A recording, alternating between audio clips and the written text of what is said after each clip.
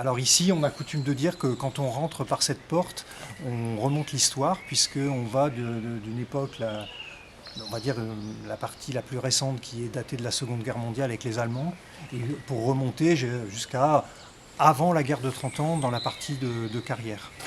Mathieu Bevin promet un voyage dans le temps.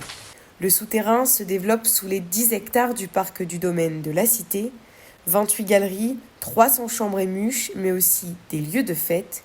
En 2014, avec la découverte de 3200 graffitis, l'histoire de cette grotte a pu être mise à jour.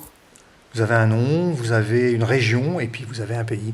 Ça nous a permis aussi de revisiter son histoire parce que longtemps il était dit que les soldats étaient stationnés dans la cité et qu'il s'agissait d'un hôpital.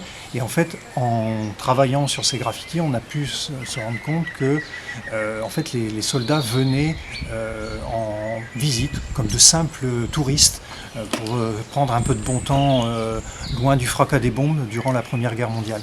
Un travail de recherche débute alors avec l'aide de l'archéologue Gilles Prilot, ce qui a mené à l'ouverture d'un centre d'interprétation en 2020. Ce centre d'interprétation qui permet de retracer au travers de tous les graffitis qu'on a trouvés, ces noms de soldats, l'histoire de ces hommes et surtout de la vie qu'ils avaient à l'arrière-front.